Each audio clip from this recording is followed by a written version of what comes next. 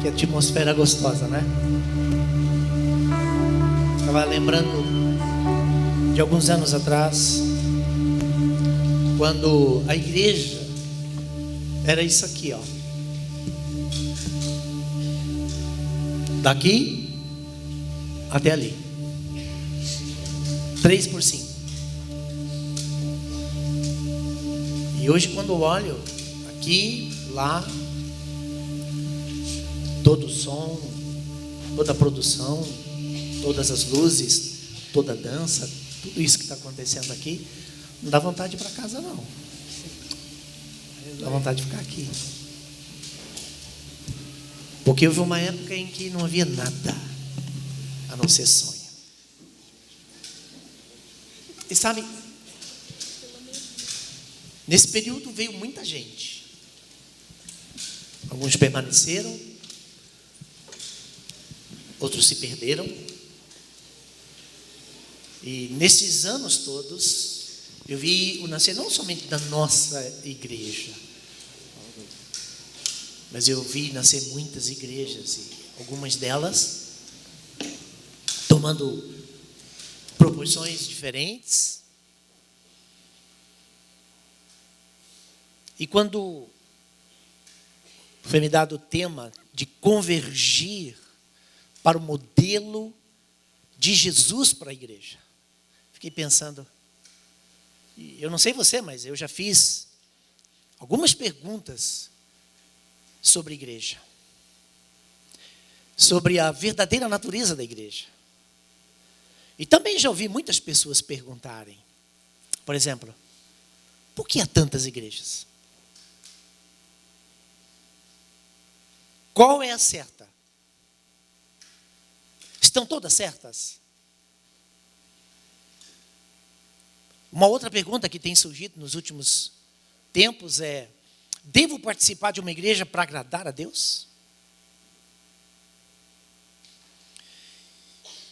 E por causa dessa desnorteante quantidade de opções no mundo religioso, mais e mais pessoas estão fazendo perguntas como estas. Então eu creio que para responder essa questão, primeiro nós precisamos examinar o Novo Testamento. Eu gostaria que, se você tem Bíblia, se você tem aplicativo no seu celular, acompanhe, porque é importante não somente ouvir, mas conferir. Vamos considerar o padrão do evangelho pregado por Jesus e seus apóstolos. Durante a vida de Jesus aqui na terra, ele escolheu 12 homens, chamados apóstolos. E revelou a eles uma mensagem e os escolheu e preparou para que, depois da sua ascensão, estes homens pregassem, revelassem, anunciassem a sua mensagem. Então, começando em Atos capítulo 2, estes homens pregaram e ensinaram o evangelho primeiramente em Jerusalém. E logo, outros seguidores do Senhor Jesus estavam indo de lugar a lugar e ensinando a mesma mensagem. Diga para quem está ao seu lado, a mesma mensagem. Por exemplo, chegamos aqui em Antioquia, da Síria, está aí no Atos capítulo 2. E aqui é um modelo do que é que aconteceu quando as pessoas lá de Antioquia receberam o evangelho. Atos 11, dá um pulo aí, capítulo 20, capítulo 11, versículo 20, diz assim: alguns deles, todavia, cipriotas e sirineus, foram a Antioquia e começaram a falar também aos gregos, contando-lhes as boas novas a respeito do Senhor Jesus. Agora vejam, vários cristãos, homens, mulheres, famílias inteiras, de gente que teve uma experiência com Cristo, que nasceu de novo, foram para Antioquia. E o que é essa turma? O que é que essa galera, o que esses irmãos foram fazer lá em Antioquia? Evidente, conforme diz aí o capítulo 11, versículo 20, foram pregar o evangelho do Senhor Jesus Cristo, falar das boas novas a respeito da salvação que Jesus veio trazer para toda a humanidade. E como resultado, veja o versículo 21, do capítulo 11 do livro de Atos, o resultado dessa semeadura, do cumprimento do ID, da missão, muitos creram. E, evidentemente, ao crerem, eles se converteram ao Senhor. No versículo 23 diz que também aqueles novos convertidos, eles foram exortados a permanecerem fiéis ao Senhor e de todo o coração. Diga para quem está ao seu lado, fiel. De todo o coração. E como resultado, olha o versículo 24. Muitas pessoas foram acrescentadas, unidas ao Senhor. A mesma mensagem de Jesus, anunciada não somente agora em Jerusalém, mas em Antioquia, e isso a gente vai ver por onde quer que os apóstolos foram indo, anunciando de cidade em cidade, as pessoas foram acrescentadas. E aqui em Antioquia, no versículo 26, diz que pela primeira vez os seguidores de Jesus foram chamados cristãos. Agora observou, se você acompanhou aí a leitura, se você está acompanhando aqui, você vai observar que o resultado desse crescimento é ressaltado em todo momento na história por uma razão que está clara e evidente em toda a narrativa, que é o Senhor. Diga para quem está ao seu lado, o Senhor. Então, a mensagem era o Senhor. Ele veio buscar, salvar o perdido. Ele veio ligar as pessoas novamente a Deus. E os textos dizem assim, pregando o Senhor, conversão ao Senhor, acrescentados ao Senhor. E termina dizendo, lealdade ao Senhor, de todo o coração. Então, é essa igreja, diga para quem está, essa igreja, que a gente almeja ser. Ou seja, a igreja que prega o Senhor. E tudo aquilo que Ele ordenou que fosse ensinado. Esse é o primeiro ponto. Essa é a mensagem. Essa é a missão. Foi para isso que Jesus comissionou 12. 12 ensinaram outros, chamados pais da igreja. E onde quer que esse povo ia, anunciava o Senhor. E nós somos chamados, todos nós aqui, para anunciar o Senhor. Dá um cutucão aí, diga aí, ficou claro? A segunda coisa que o texto ensina é que a igreja estava reunida e agindo. Ela não só reunia-se, ela agia, ou seja, ela trabalhava. Então é evidente que todos aqueles convertidos, eles tinham um lugar para congregar, se reuniam e trabalhavam como uma congregação que agregava todas aquelas pessoas, aqueles nascidos de novo, e ali, evidentemente, nascia uma igreja. E o texto diz, no Atos capítulo 11, versículo 29, que aquela igreja se mobilizou, convergindo esforços para ajudar os irmãos necessitados em outra cidade. Agora era a vez de Antioquia estender as mãos para Jerusalém. Os discípulos, cada um segundo as suas possibilidades, decidiram providenciar ajuda aos irmãos que viviam na Judéia. O que aconteceu? Chegaram profetas, vindo de Jerusalém até Antioquia, e um deles, por nome Ágabo, disse o seguinte, olha, vai haver uma grande fome em todo o território romano. E veio. Isso foi durante a época de Cláudio, o imperador. E agora, Jerusalém, os irmãos de Jerusalém estavam passando por grandes dificuldades. E agora, esta igreja, né? E a gente vai ver isso mais tarde, lá nos capítulos 13 e 14 do livro de Atos. Quando a igreja envia, né, a 2 dos 5 profetas que a Bíblia demonstra aqui nesse período, que não eram apenas profetas, eram também mestres. E eles espalharam o evangelho em outras áreas. E 2 desses profetas e mestres Barnabé e Paulo pregam a respeito de Jesus em muitas outras cidades, e ali eles implantariam também novas igrejas. Então Paulo e Barnabé, alegremente, relatam a igreja de Antioquia, porque foi a partir de Antioquia que a igreja começou a sua expansão, a anunciação, né, e a implantação de novos trabalhos, um trabalho missionário, um trabalho de implantação de igrejas. E ali, no versículo 27 do capítulo 14 agora, diz assim: chegando ali, reuniram a igreja, relataram tudo aquilo que Deus havia feito por meio deles e como ele abriu as portas da fé aos gentios. E sabe, chegou até nós, amém? Nós não somos judeus, nós somos gentios. Agora observe que Antioquia era uma igreja viva, alegre, que se contentava, celebrava aquilo que Deus estava fazendo ali na igreja, e por meio e através da igreja. E é interessante quando a gente estuda isso, e a gente observa o seguinte: não há nenhuma indicação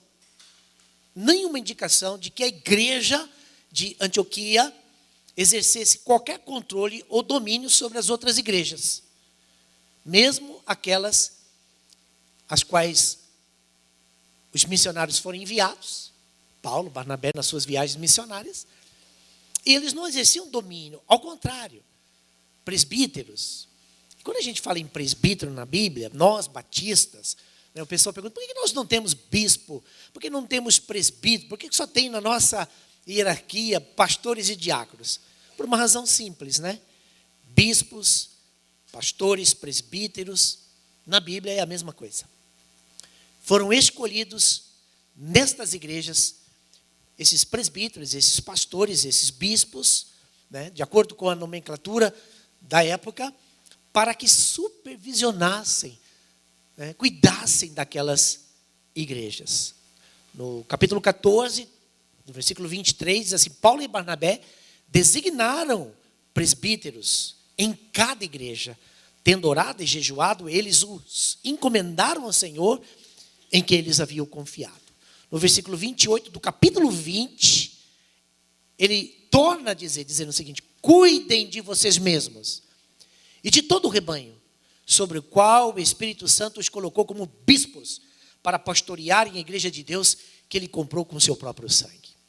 E é interessante que quando a gente olha, por exemplo, agora não mais para Paulo e nem Barnabé, mas quando olhamos para Pedro, outro grande apóstolo, lá na primeira carta, no capítulo 5, no versículo 1 a 3, o apóstolo Pedro diz assim: portanto, apelo para os presbíteros que há entre vocês, e faço na qualidade também de presbítero. Ora, o apóstolo dizendo que ele também é presbítero. Como eles, e testemunha dos sofrimentos de Cristo, como alguém que participará da glória ser revelada. Ele diz assim: pastoreiem o rebanho de Deus que está aos seus cuidados. Olhem por ele, não por obrigação, mas de livre vontade, como Deus quer. Não façam isso por ganância, mas com desejo de servir. Não hajam como dominadores dos que lhes foram confiados, mas como exemplos para o rebanho. Presta bem atenção como que as bases apostólicas, aquilo que eles aprenderam de Cristo, estava sendo ensinada à igreja e ao povo que havia se convertido. Porque daqui a pouquinho nós vamos ver que há uma mudança no cenário até chegar aos nossos dias. A coisa devia se convergir para o mesmo ponto, e foi assim no início. E de repente, isso mudou. E como é típico na história, na nossa história, a história da humanidade, algumas mudanças passam a entrar gradativamente a ponto de desviar alguns cristãos do modelo original. É por isso que Paulo, escrevendo aos Gálatas, uma outra igreja, ele diz assim: insensatos, vocês iam tão bem. O que é que fascinou vocês para mudarem do alvo, do objetivo para o qual vocês estavam indo tão bem? Pouco a pouco, o que acontece e o que ocorre, principalmente nos dias atuais, é que o desenvolvimento de uma organização foi se estendendo acima das igrejas. Grupos de pessoas, líderes, e também igrejas, entre aspas, que se achavam e julgavam mais importantes, começaram a controlar as outras igrejas. E duas coisas acontecem nesse período da história. Primeiro, as igrejas começaram a se tornar parte de uma hierarquia.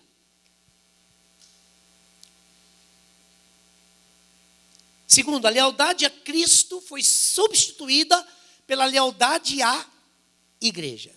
E aqui entra um problema chamado sectarismo. Nós somos a verdadeira. As outras estão tudo erradas.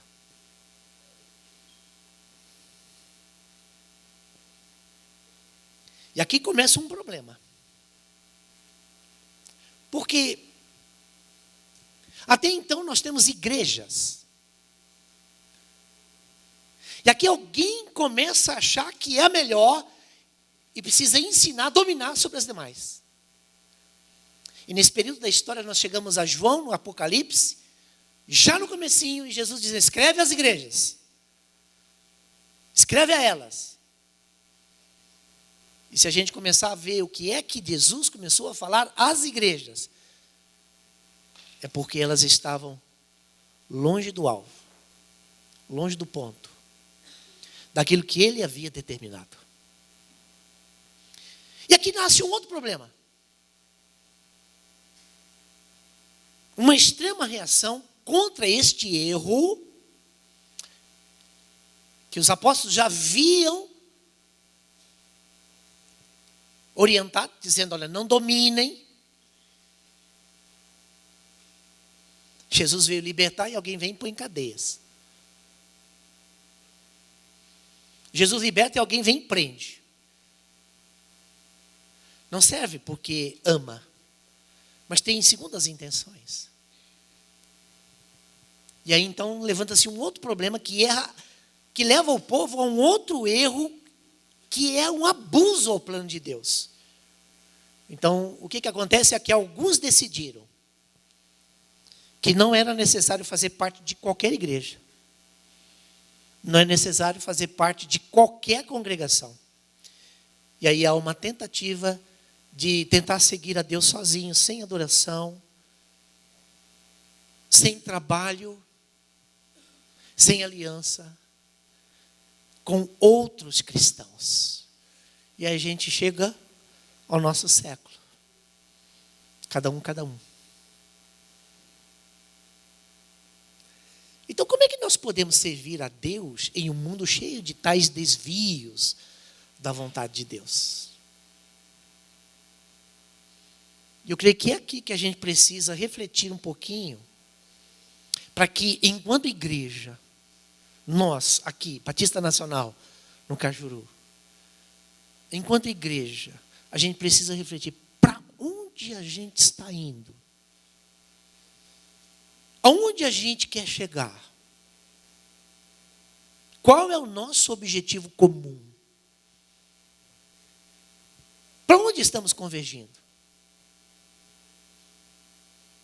Que tipo de igreja queremos ser? Como é que a gente está trabalhando para ser essa igreja segundo o modelo de Jesus? Porque a gente viu aqui dois erros, né?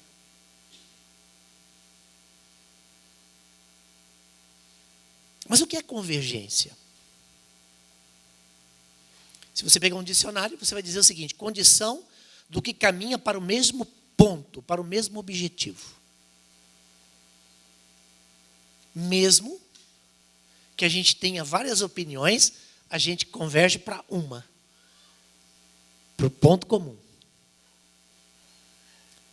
Convergência também é a qualidade do que é capaz de convergir, ou seja, dirigir-se para um ponto comum. E também você vai encontrar a ação ou efeito de convergir, tender para um ponto comum. E é interessante que a gente vai encontrar isso na informática, por exemplo. Integração de mídias, que se agrupam para funcionar no mesmo ambiente, que se chama convergência digital. Na física, propriedade dos sistemas em que as trajetórias ou raios se dirigem para o mesmo ponto. Na matemática, característica das retas que buscam o mesmo ponto. E em termos de igreja? Porque é exatamente nesse ponto, sobre a convergência, sobre o ponto comum, sobre aquilo que Cristo veio fazer, estabelecer, que muitos se desviaram do padrão divino, idealizando para si mesmos uma igreja que não é de Cristo. Então a gente precisa pensar que tipo de igreja a gente quer ser, estamos construindo.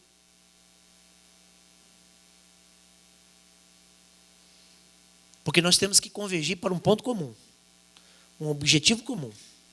E o ponto comum em termos de igreja não é outra coisa a não ser Jesus. Amém? Pode declarar isso? Diga para quem está falando. O ponto comum, em termos de igreja, é Jesus. Porque Ele é o Senhor. E isso é claro e evidente em toda a palavra. A igreja deve ser fundamentada sobre a doutrina de Jesus e a doutrina dos apóstolos. O que passa disso é problema. A igreja, segundo o padrão de Jesus, é o corpo de Cristo. Pode dizer isso para quem está ao lado? Corpo de Jesus. Amém? E ela existe, a igreja existe, para aperfeiçoar os santos. Então significa que a gente não é perfeito. A gente tem problemas. Eu costumo brincar, e eu falo isso com muita seriedade, apesar de ser brincadeira, que a gente pensa assim, quando a gente se converte, por exemplo, do catolicismo, a gente tem uma ideia de santo, né, na igreja católica, tem ou não? Tem uma ideia do santo, está lá pendurado, né, nas paredes, tem alguns lugares que tem bastante santo. Eu costumo até dizer o seguinte, a diferença entre o santo católico e o santo evangélico é que aquele é de barro de gesso e o nosso é de carne, e alguns de muita carne.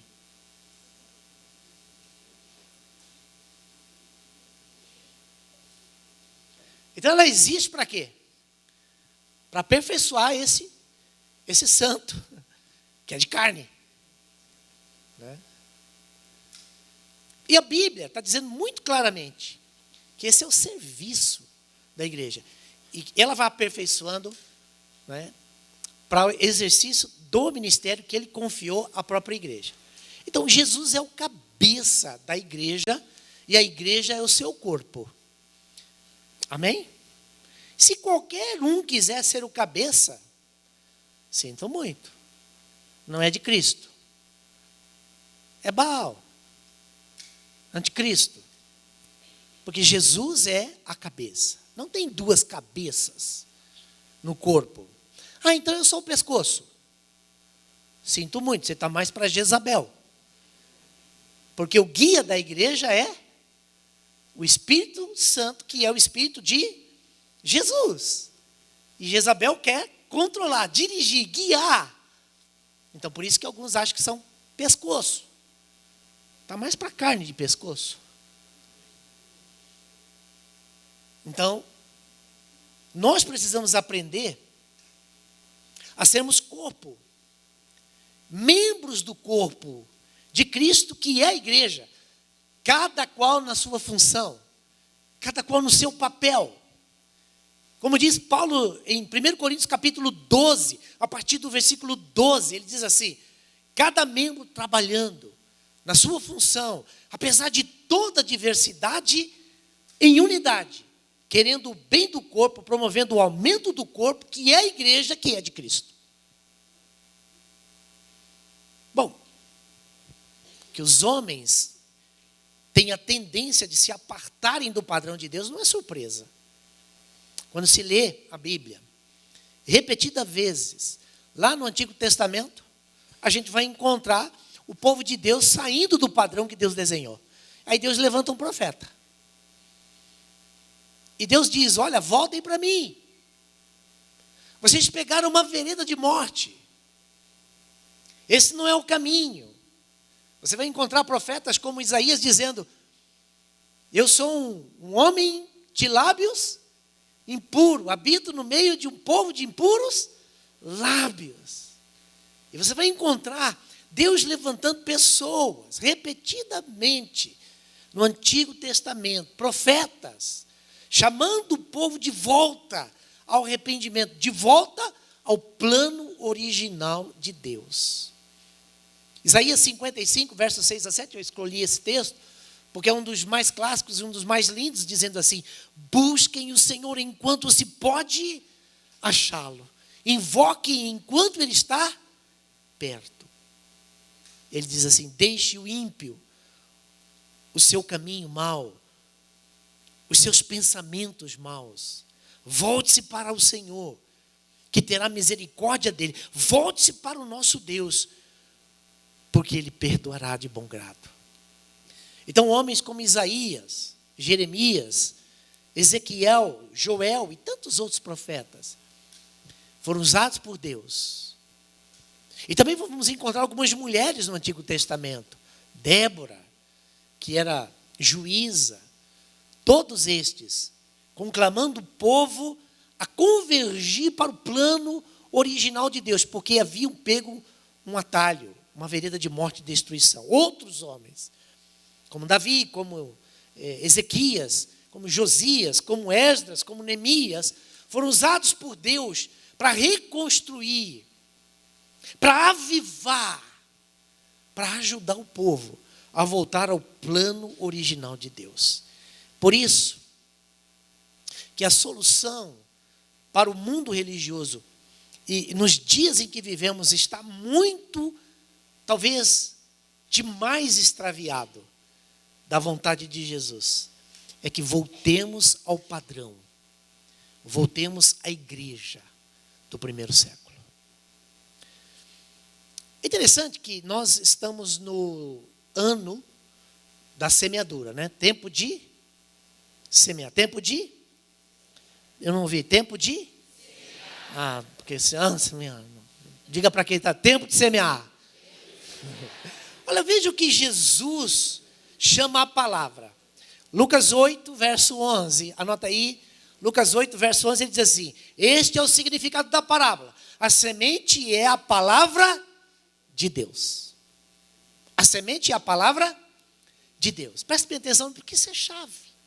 Se a gente quer convergir para aquilo que Deus quer, se nós queremos estar no centro da vontade dEle, então nós precisamos entender algumas coisas que são importantes. Nós sabemos, por exemplo, que Jesus é a palavra de Deus encarnada. Sim ou não? O que é que João diz no capítulo 1, versículo 14? Ele diz assim, e o verbo se fez carne e habitou entre nós. E nós vimos a sua glória, a glória do unigênito do Pai, cheio de graça e de verdade. E agora Jesus está dizendo o seguinte, olha, a semente é a palavra. Ele está dizendo o seguinte, eu sou a semente. Semeie a mim. Você não tem que falar de mais nada, a não ser de mim. Essa é a mensagem que ele deu aos apóstolos. Essa é a mensagem que ele deu aos pais da igreja. E essa é a mensagem que eu e você precisamos levar. Porque o que muda a história de uma vida, o que muda a história de uma família, o que muda a história de uma cidade, é a semente. E a semente é Jesus Cristo. Mudou a sua vida? Quantos aqui foram semeados? Você sabe quem você era. Porque se não houve mudança em você, não era a semente, não era Jesus. Porque quando Jesus nasce em nós, muda a nossa vida para sempre. Jesus é o centro da mensagem da sua igreja. E essa é a mensagem que esta igreja precisa e deve anunciar. Amém? Atos 4:12. Voltando em Atos. Olha o que ele diz. Em nenhum outro há salvação, porque também debaixo do céu nenhum outro nome há dado entre os homens pelo qual devamos ser salvos. Então é Jesus. Não é igreja A, B, C.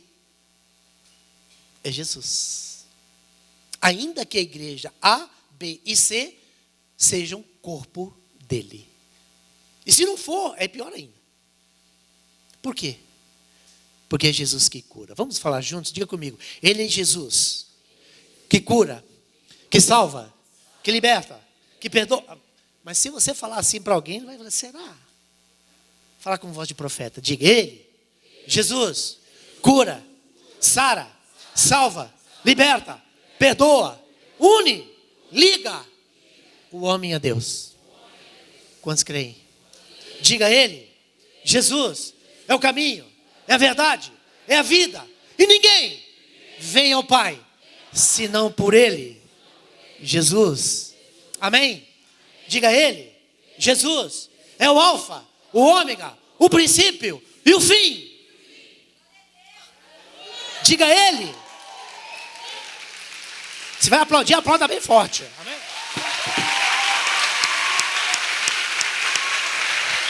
Aleluia.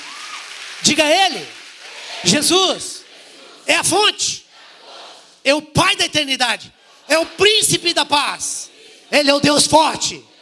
Aleluia. E nós estamos aqui hoje porque dele, por ele e para ele são todas as coisas. Glória, pois, a ele eternamente. Nós somos dele.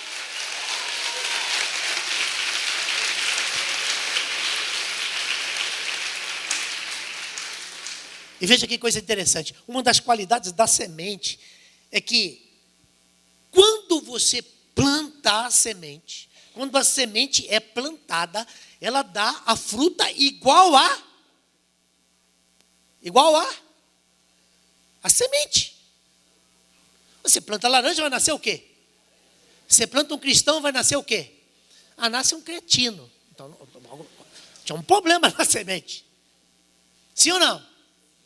Não pode nascer outra coisa. Se plantou cristão, tem que nascer cristão.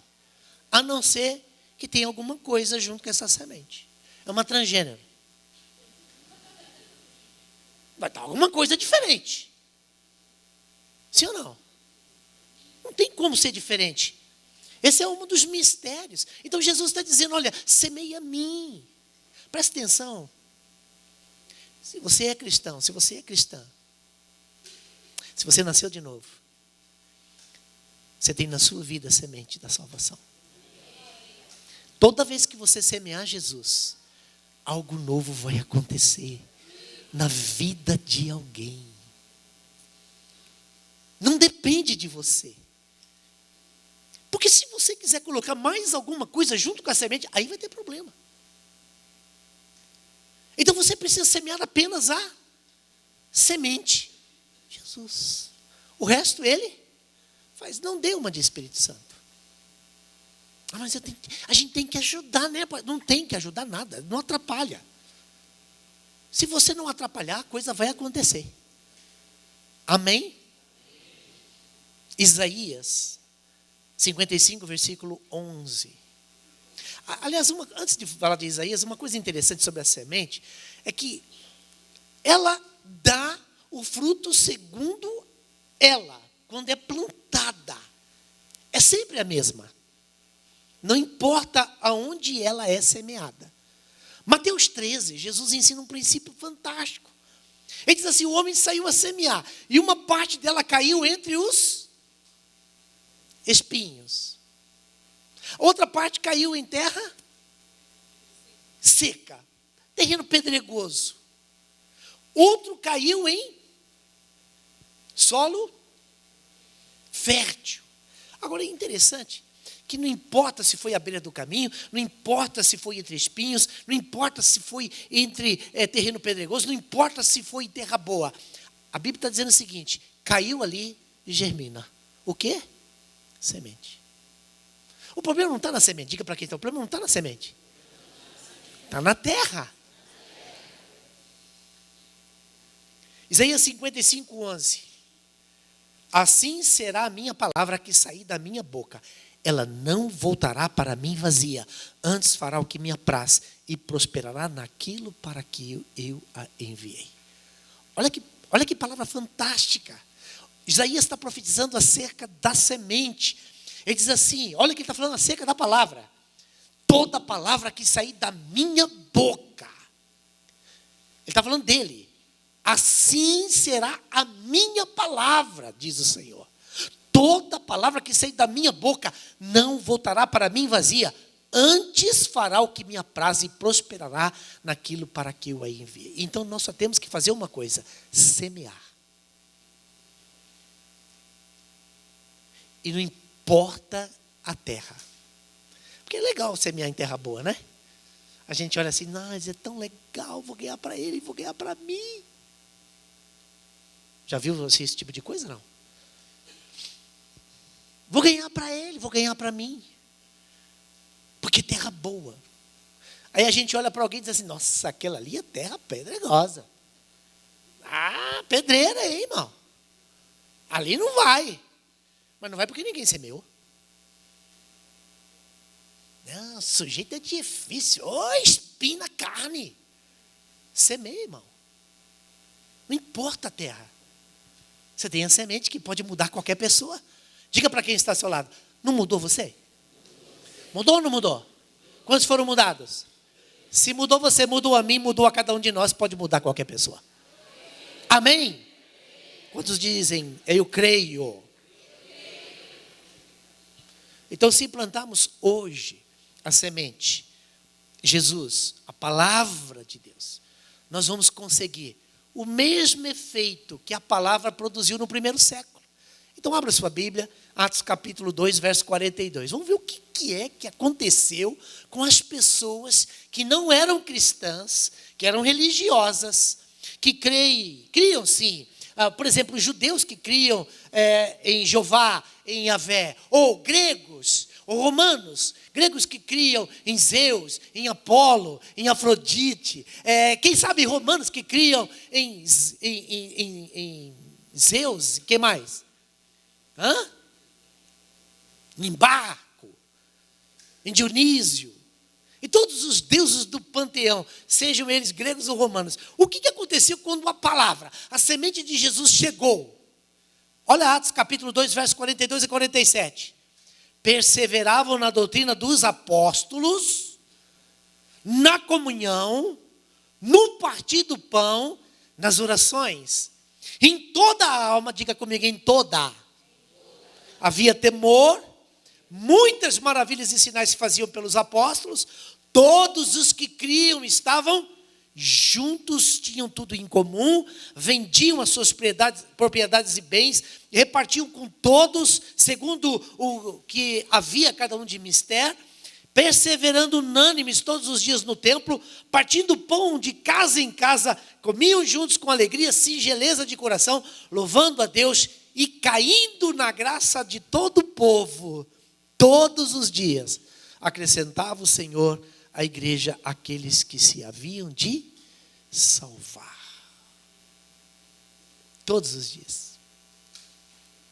Que coisa fantástica. Porque quando o resultado for apenas grupos religiosos, organizações desconhecidas do Novo Testamento, a causa é que foi semeado outros ensinamentos além do puro evangelho. E aqui nós não podemos incorrer nos mesmos erros. Uma outra coisa interessante, importante, agora nós que fomos semeados, nós que nascemos de novo, nós que estamos perseverando segundo o padrão, convergindo para o mesmo ponto que Jesus quer dentro do plano de Deus, é que nós precisamos apacentar as ovelhas. Diga para quem está falando, apacentando as ovelhas. Abra sua Bíblia agora no Evangelho de João, capítulo 21, verso 15. Evangelho segundo João, capítulo 21, verso 15. Depois de terem jantado, tem alguém pensando na janta aí? Nem só de janta vive o homem, mas de toda a palavra. Vamos lá então. Depois de terem jantado, disse Jesus a Simão Pedro: Simão, filho de Jonas, amas-me mais do que estes? Ele respondeu: sim, Senhor, tu sabes que te amo. Disse-lhe: apacenta os meus cordeiros. Tornou-lhe a dizer uma segunda vez: Simão, filho de Jonas, amas-me? Disse-lhe: sim, Senhor, tu sabes que eu te amo. Disse-lhe: apacenta as minhas ovelhas. Disse-lhe terceira vez: Simão, filho de Jonas, amas-me? Simão entristeceu-se por ter lhe dito terceira vez: amas-me? E disse-lhe: Senhor, tu sabes tudo. Tu sabes que eu te amo. Jesus disse-lhe: apacenta as minhas ovelhas. Queridos, vejam Pedro. Pedro era aquele tipo de membro de igreja que achava que outros poderiam cair. Ele achava que outros poderiam errar. Mas ele nunca.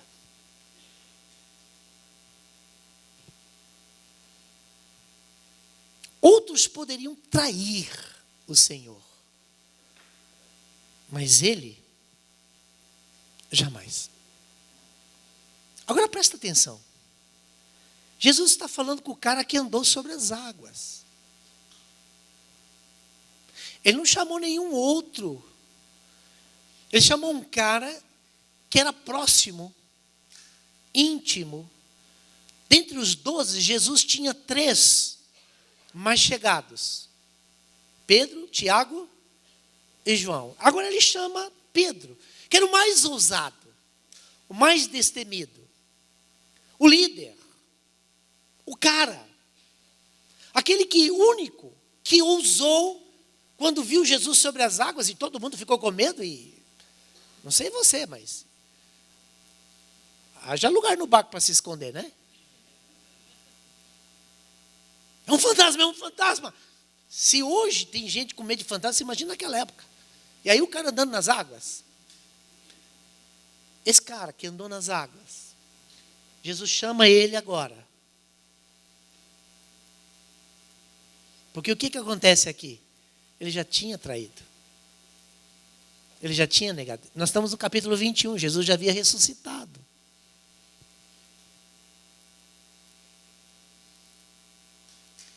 Esse cara que teve uma experiência fantástica, tremenda, maravilhosa, que viu coisas que eu e você provavelmente não veremos. Salvo uma proposta fantástica de Deus na minha ou na sua vida. Esse cara que tinha e teve o privilégio de receber Jesus em sua casa, não uma, mas algumas vezes.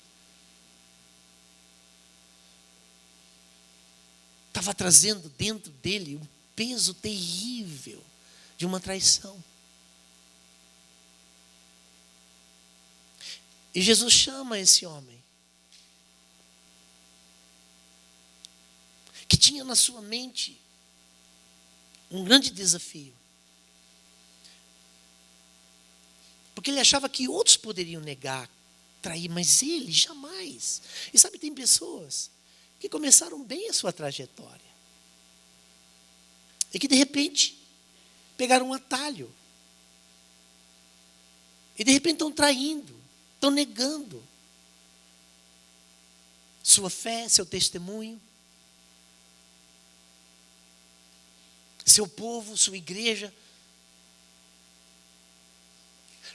Aquele que tem a semente e que deveria, quem sabe, lá na escola, lá na faculdade, lá no trabalho, lá em casa, na rua, no shopping, promovendo uma grande semeadura, falando de Jesus. De repente está como Pedro. E sabe, a gente aprende uma coisa interessante aqui. Nunca confie nas forças humanas. Pode dizer isso para quem está ao seu lado? Nunca confie nas suas forças. Porque nós não passamos de barro. Nós não somos nada sem Jesus.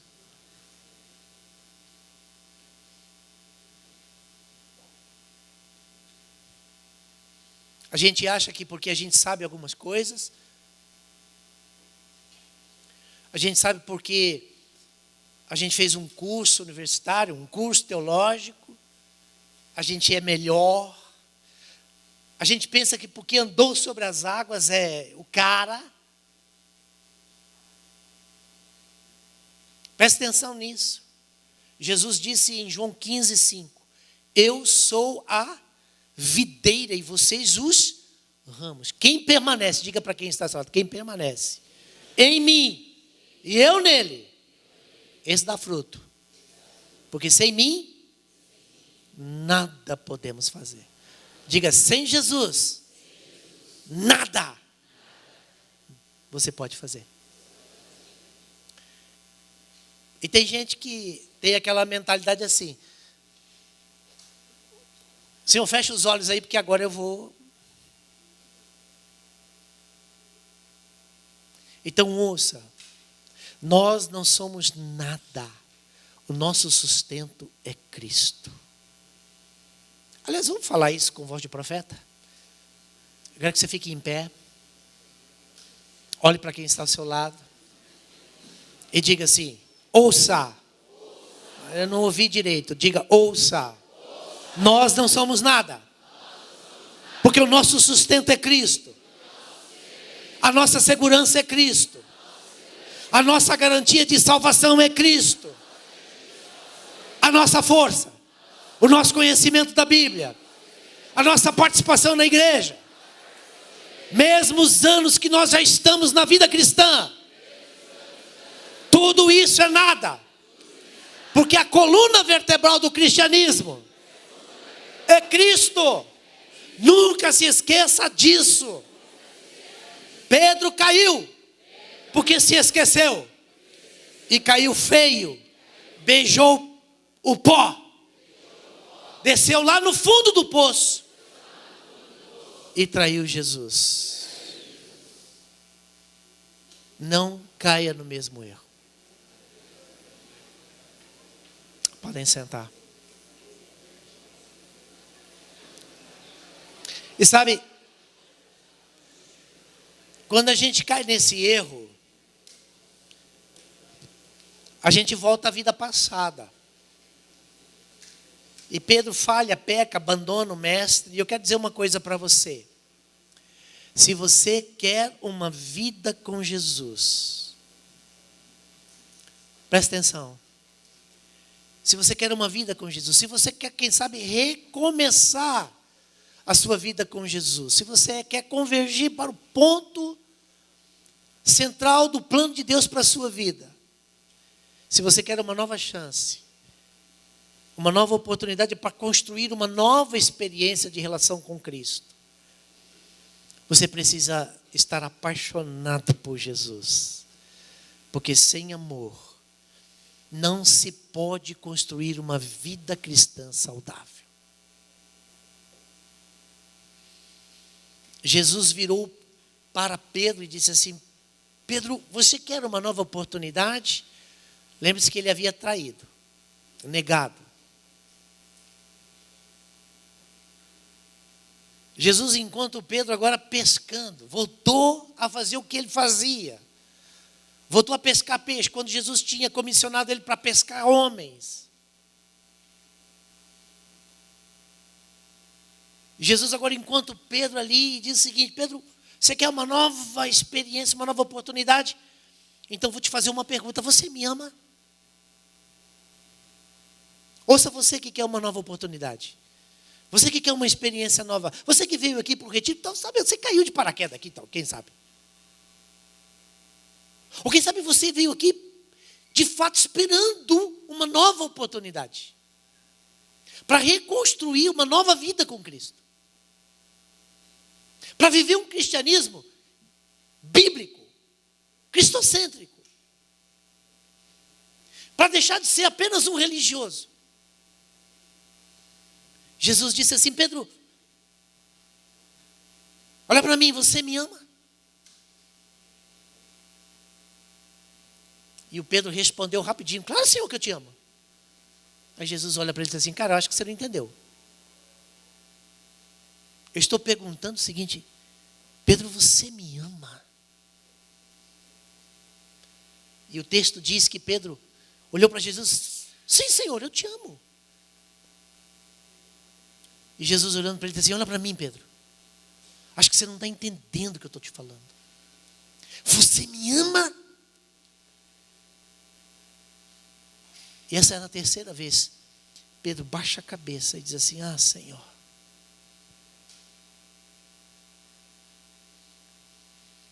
que motivos o Senhor tem para acreditar que eu te amo? Eu sou o cara que te traiu. Eu sou o cara que te negou. E sabe, irmãos, presta bem atenção nisso. Baseado na nossa humanidade, que me permite entrar um pouquinho na história de Pedro.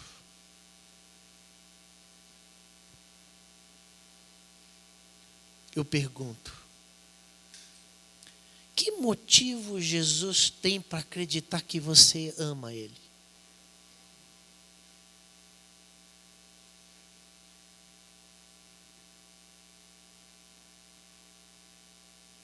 Radassa, Jesus tem motivo para acreditar que você ama Ele?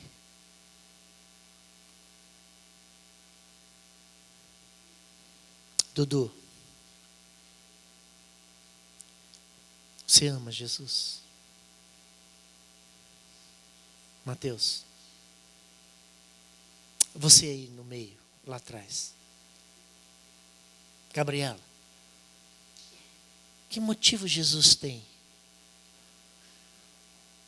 Luiz, que motivo Jesus tem para acreditar que você ama Ele?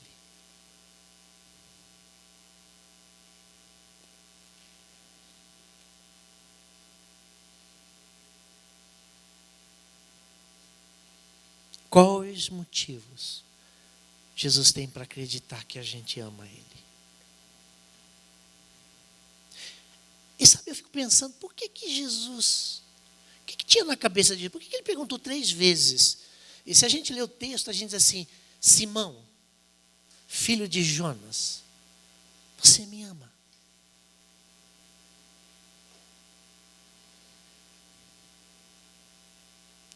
Edmar, filho de Edmar, você ama? Você me ama? Beatriz, filha de Gilberto, você me ama? Fábio, filho de Elias. E sabe, irmãos, por que ele perguntou tantas vezes: Simão, filho de Jonas, você me ama? Sabe o que Jesus está querendo dizer aqui? Ele estava querendo dizer o seguinte: Pedro, Simão, você é filho de Jonas, você é filho de homem. Você é filho da carne. Você não é Deus. Você é simplesmente filho de homem. Você é ser humano. Sem mim, você vai voltar a trair. Se você não estiver ligado em mim, seu fruto é ruim.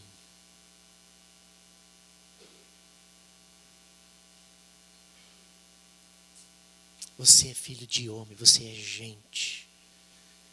Você precisa estar ligado. Você quer uma nova experiência comigo? Então se lembre sempre que você é filho de Jonas. Você não é Deus, você é homem, você é carne. Você precisa estar ligado em mim. Eu quero dizer uma coisa para você. Gente precisa de Deus, mas gente precisa de gente. Isso implica numa coisa tão simples, que Jesus agora está ensinando para Pedro, está ensinando a mim e a você. Nós precisamos cuidar e sermos cuidados. E para isso a gente precisa aprender a amar. Não com palavras, não com bajulações. A gente precisa aprender a amar tanto a Deus, quanto ao próximo e a nós mesmos. E aqui me veio uma última pergunta. O cuidado da igreja é responsabilidade de quem? Quem é que cuida do povo? Quem é que cuida dos membros da igreja? Essa responsabilidade de quem é? Quem é que cuida de você? Quem é que cuida de mim? Quem é que cuida de cada um de nós, membros do corpo de Cristo? De quem é essa responsabilidade? Então presta bem atenção, nós que queremos convergir, sair daqui para o mesmo ponto, para sermos uma igreja segundo o padrão de Jesus, segundo o padrão apostólico, porque eu me recuso a ser mais uma. Eu quero ser a igreja segundo o padrão do Senhor. E eu não abro mão disso.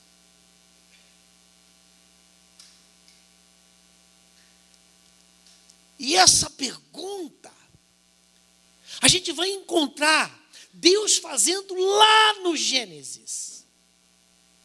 Lá no começo. Em Gênesis capítulo 4, precisamente no versículo 9.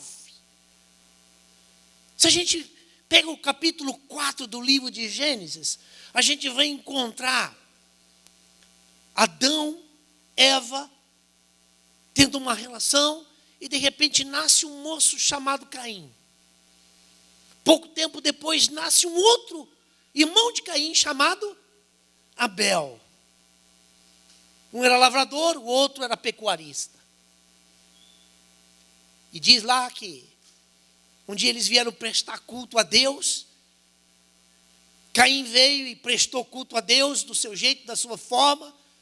Aí vem Abel e o texto diz assim, por sua vez, trouxe o melhor que ele tinha, o melhor que ele podia dar, e ele apresentou a Deus, e a Bíblia diz, Deus se agradou dele e da oferta dele, ao passo que de Caim, da sua oferta, o Senhor não se agradou. E aí o Caim ficou revoltado.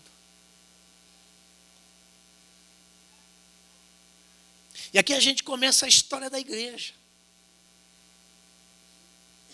Daqueles que agradam, daqueles que não agradam, daqueles que querem fazer segundo a vontade de Deus e daqueles que querem fazer segundo a sua vontade. Porque ambos, Caim e Abel, sabiam como deveriam prestar culto a Deus. Presta bem atenção nisso.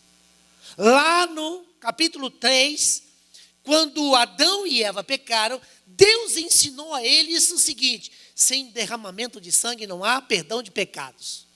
Não é do jeito que vocês escolheram resolver o problema. Porque quando Adão pecou, Eva pecou, eles se esconderam e fizeram para si roupas de folhas. E assim Deus disse, não é desse jeito que cobre pecado não, cara.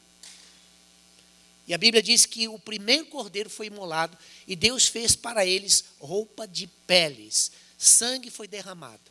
O cordeiro de Deus foi imolado antes de tudo. Então Deus estava ensinando o seguinte, olha, o processo é o seguinte, para perdoar os pecados, vocês têm que derramar sangue. Os dois sabiam, Caim sabia, Abel sabia.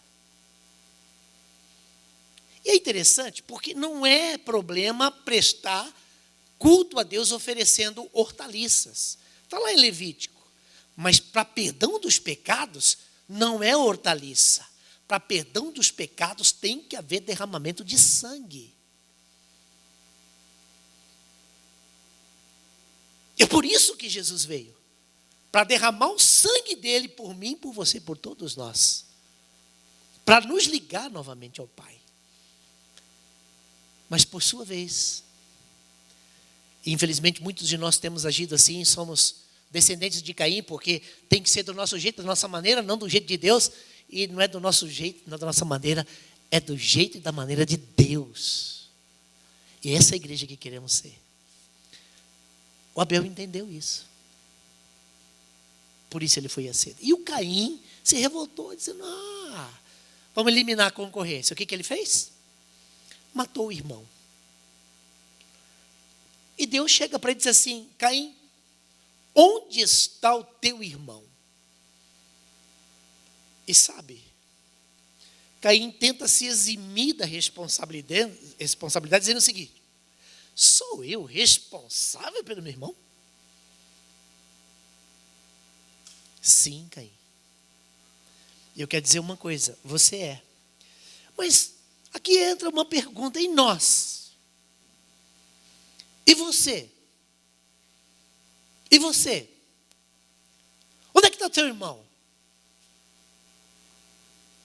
Talvez muitos de nós, que temos a semente, que nascemos de novo, que somos salvos, temos o nosso nome escrito no livro da vida, que temos missão, a gente acha que essa é uma responsabilidade do outro. E sabe, quando eu não entendo que a responsabilidade é minha, eu sou desobediente.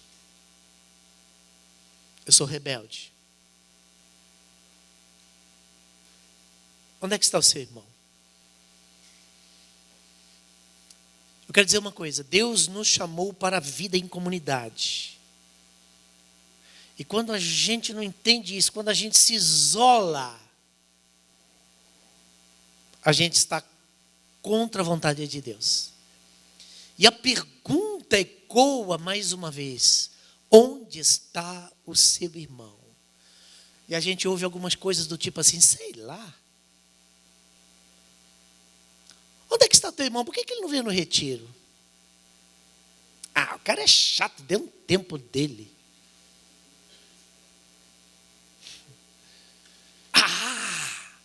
Dizem que ele está aprontando por aí.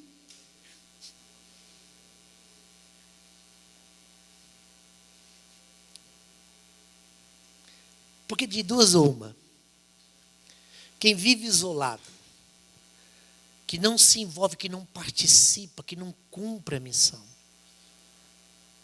ou porque se acha bom demais, ou porque se acha ruim demais.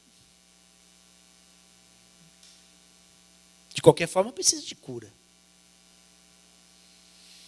Provérbios 18:1 diz assim, quem se isola busca interesses egoístas, se rebela contra a insensatez. E aqui eu quero dar uma palavra para o Andy. Andy, de coração te amo. Mas se o Marlon casou, você vai casar.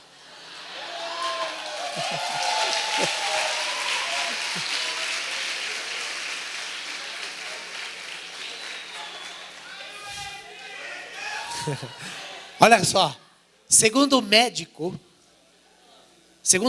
e escritor cristão evangélico Paul Tournier, há duas coisas as quais são impossíveis de se fazer sozinho: casar-se e ser cristão. Não tem como casar sozinho, você precisa de alguém. De preferência a mulher, os homens, né? E ser cristão. E não tem como ser cristão sozinho.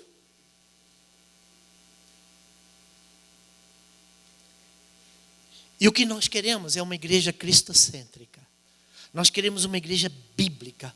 Nós queremos uma igreja relevante, que faça a diferença nesse mundo, a partir de onde estamos, na rua, no bairro, na cidade, na região metropolitana, no estado, no país e no mundo. Uma igreja que seja agência do reino de Deus nesta terra. E para isso, irmãos, nós precisamos apacentar e sermos apacentados. Todos nós precisamos cuidar e sermos cuidados. E esse cuidado é dever de todos os membros do corpo de Cristo. Na verdade, quanto mais nós amamos o Senhor, mais amaremos os outros.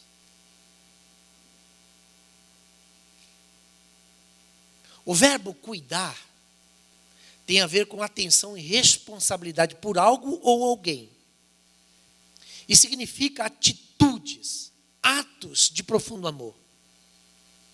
Porque cuidar, presta bem atenção nisso. Apacentar, cuidar, pastorear, significa tratar, alimentar, confrontar, ensinar, zelar, acompanhar, encorajar.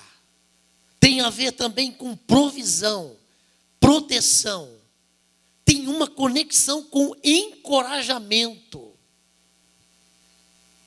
Deus nos chamou para o cuidado mútuo. Ele nos deu capacidade de tratarmos uns aos outros sempre no caráter de Cristo, tendo o seu amor, a sua mansidão, a sua humildade como prática. A igreja, nesse sentido, é um hospital para pecadores, um ambiente onde a graça é abundante. A igreja é a comunidade da aceitação, do perdão e da festa. Porque na presença dele há abundância de alegria, sempre no caráter de Jesus. Porque numa sociedade que é marcada pelo individualismo, o nosso grande desafio enquanto igreja é andarmos pela via da coletividade, da comunidade solidária, tendo uma vida caracterizada pela doação. A igreja é a resposta para uma sociedade cada vez mais voltada para o exclusivismo, o entretenimento e o afrouxamento da ética e da moral. Nós somos dependentes do Pai e interdependentes em nossa comunhão e na nossa fraternidade. E nesse sentido, a igreja é uma comunidade terapêutica. Juntos, nós somos instrumentos de cura. E por essa razão, nós devemos tratar uns aos outros com amor, com respeito, com carinho, com afeto, com solidariedade, com compaixão, com oração e com descanso, com sinceridade, com justiça, com graça e com perdão. E para que isso aconteça de fato e de verdade, a gente precisa conhecer um ao outro. Conhecer um ao outro significa que a gente não deve ter medo de abrir o coração, e presta atenção no que eu vou falar agora. Nós não podemos ter medo de abrir o coração e às vezes expor as nossas mazelas, as nossas dificuldades, seja de relacionamento, seja problemas, sejam eles de ordem pessoal, familiar, profissional, social ou espiritual. E quando eu falo pessoal, eu estou envolvendo aqui emoções. Mas para isso acontecer, a gente precisa ser gente de confiança. Para ouvir, orar, ajudar e se calar. A gente precisa aprender a não expor o outro. O nosso irmão ou a nossa irmã, quando compartilha algo do coração. Isso é apacentar. Porque o que temos visto hoje, infelizmente, principalmente na rede, são jovens e adolescentes que têm a sua vida exposta pelos colegas, pelos namorados, por causa desse namoro muitas vezes fora do padrão. E aí fica exposto na rede. Que amor é esse? Que se alegra com a derrota do outro. Porque nós somos expert de achar erros nos outros e não conseguimos enxergar falhas em nós mesmos. Então, o cristão genuíno, o homem e a mulher de Deus, o moço, a moça de Deus, é alguém de inteira confiança. Pode dizer isso para quem está ao seu lado? Eu e você, enquanto cristãos, devemos ser de confiança, inteira confiança. Temos que ter a ética de Jesus, a moral de Jesus, como referencial na nossa atitude e ação. Então a gente ama com o amor que Deus nos amou. E esse amor é aquele que se doa, que se sacrifica, que cuida, que protege e que deseja sempre o melhor para o outro. Amor que se alegra com vitórias e conquistas. Porque no dia que você se entristecer com a conquista de alguém, alguma coisa está errada na semente.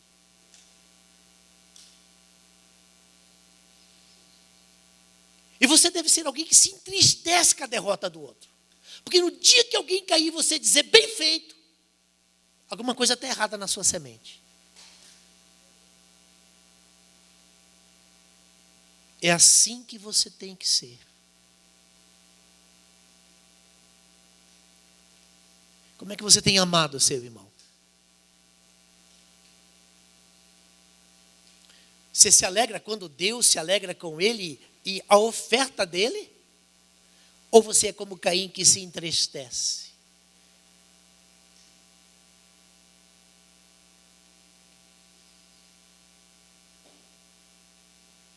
Porque cuidando uns dos outros, é que nós somos chamados a um compromisso de saúde da igreja. Nós não somos uma ilha. Diga para quem está, nós não somos uma ilha. Nós somos um continente. Amém? Instrumentos de Deus para ajudarmos nas diversas áreas da vida cristã. E à medida que a gente vai convivendo em amor, é que a gente vai sendo tratado, aperfeiçoado para o nosso ministério, curado e encorajado para ajudar não somente os de dentro, para apacentar não somente os de dentro do aprisco, mas principalmente aqueles que já estão e estão ainda lá fora. Olhe para as pessoas que estão ao seu redor agora. Olha aí. Dá uma olhadinha. Você conhece todo mundo? Sabe todo mundo o nome?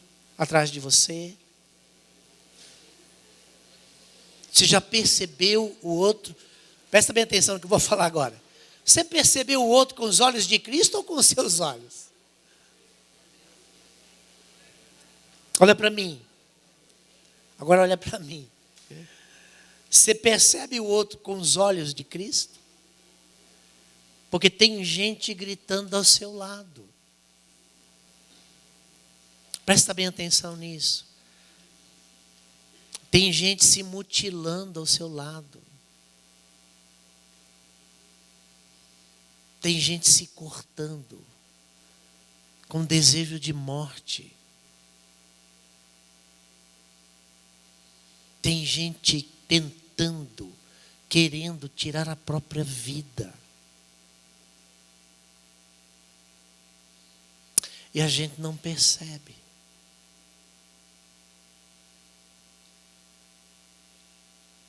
O pastor vai cuidar dela. O líder dela vai cuidar dela. De quem é o cuidado? Onde é que está o seu irmão? O que está acontecendo com ele?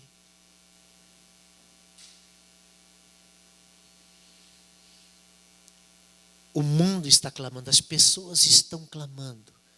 E como igreja, como membro do corpo de Cristo, o que nós estamos fazendo? Qual tem sido a nossa atitude?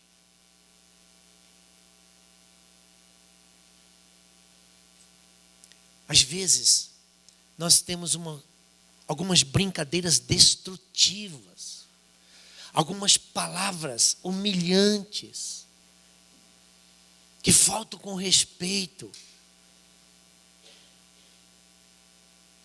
Sabe, uma das coisas que me marcou quando eu estive na Hillsong, eu fiquei lá alguns dias, uns 20 dias, eu participei de mais uns 5 cultos. E uma das coisas que me chamou a atenção é que ele chama de encorajamento. Você encoraja ou você critica? Você levanta ou você pisa?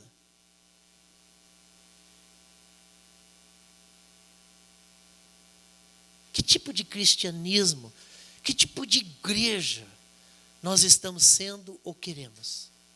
Porque a igreja que a gente sonha é a igreja que a gente faz. Pode dizer isso para quem está ao seu lado, é a igreja que você sonha. É a igreja que você faz.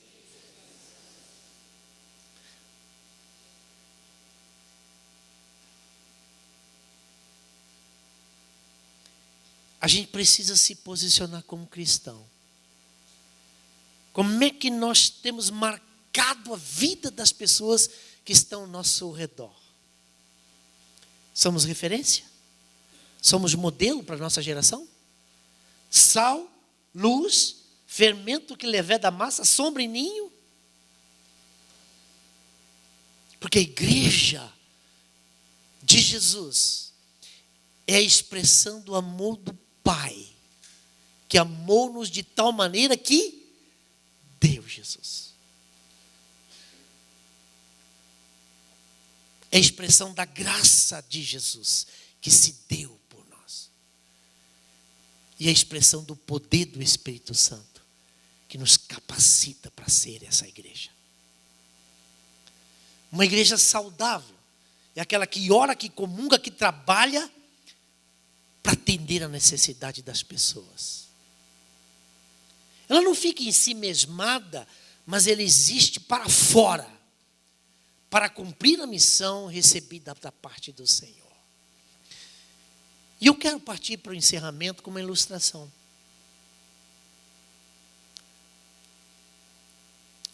Quando os nazistas levaram os comunistas, eu calei-me. Porque afinal, eu não era comunista. Quando eles prenderam os sociais-democratas, eu calei-me. Porque afinal, eu não era social-democrata. Quando eles levaram os sindicalistas, eu não protestei, porque afinal, eu não era sindicalista. Quando eles levaram os judeus, eu não protestei, porque afinal, eu não era judeu. Depois eles levaram os católicos. Mas como eu não era católico, também não me importei. Agora eles estão me levando. Mas já é tarde. Não há ninguém para se importar com isso. Quem falou isso foi Martin Niemöller. Ele é um pastor luterano, que nasceu em 1892 e morreu em 1984. 92 anos. Pegou 2 grandes guerras. Ele é o autor de um poema que diz assim: não sobrou ninguém. Ele é muito conhecido na Alemanha. E ele emergiu como inimigo público de Adolf Hitler. E ele passou 7 anos, quando ele emergiu, em prisões, em campos de concentração. Ele não morreu lá. Ele pregava que os alemães haviam sido cúmplices das prisões nazistas, da perseguição e do assassinato de milhões de pessoas. Em particular, ele sentia que isto era verdade em relação aos líderes das igrejas protestantes.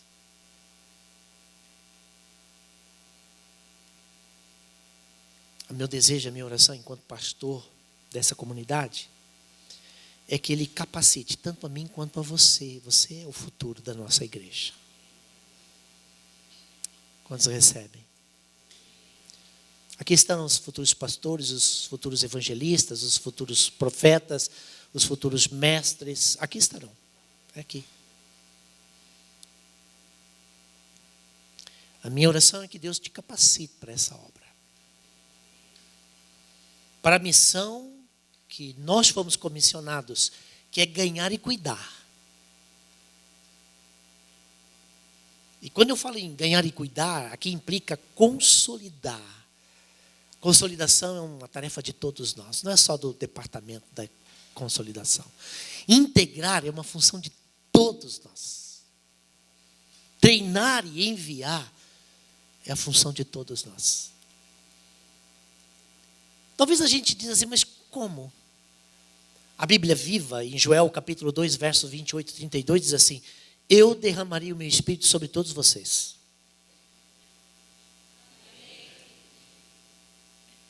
Eu vou dizer novamente.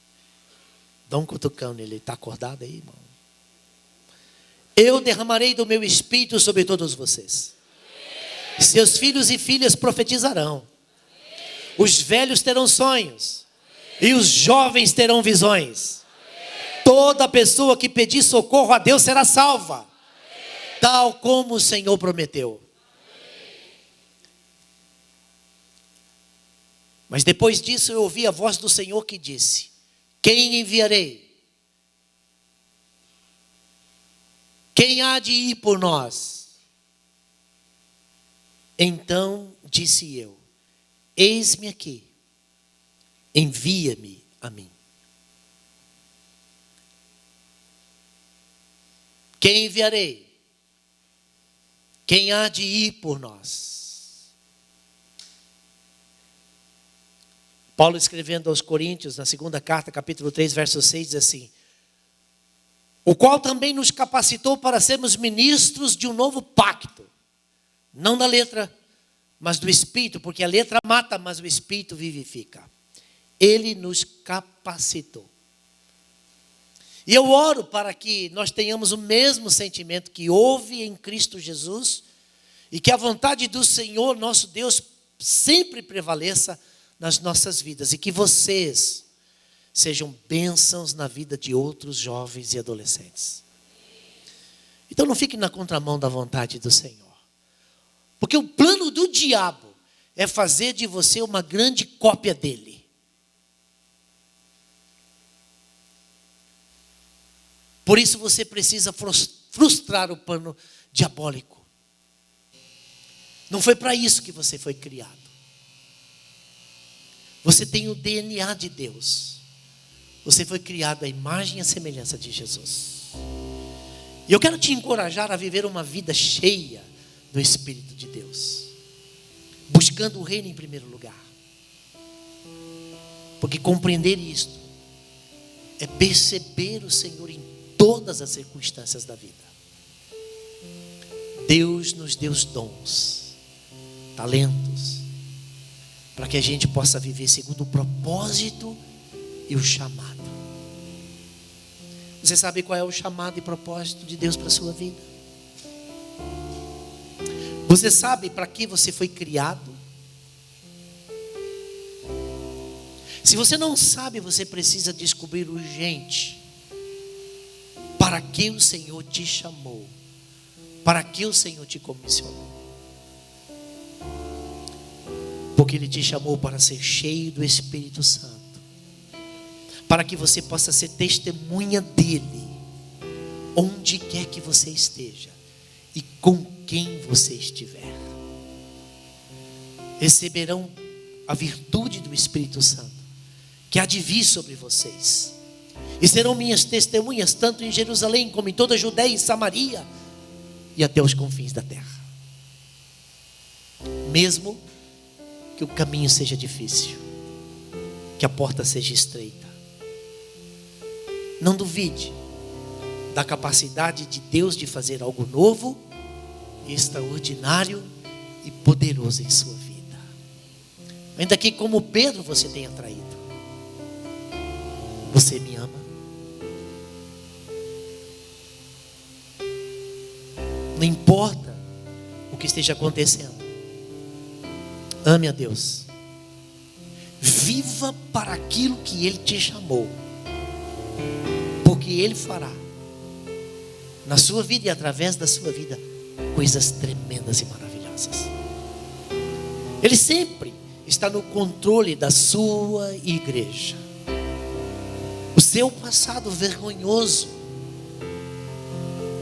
e que muitas vezes não foi sua escolha, o caminho de dor, de sombra, de morte, que muitas vezes você trilhou, ou quem sabe esteja trilhando até hoje. Eu declaro em nome de Jesus que não irão impedir o chamado e o propósito de Deus para a sua vida. Persiga, abraço com fé a vontade do Senhor. Que hoje você possa se jogar nos braços amorosos do Pai. Que você saia desse lugar com convicção do seu propósito, do seu chamado. Escolha hoje convergir para o centro da vontade de Deus. Escolha hoje ser igreja de Jesus e nada mais.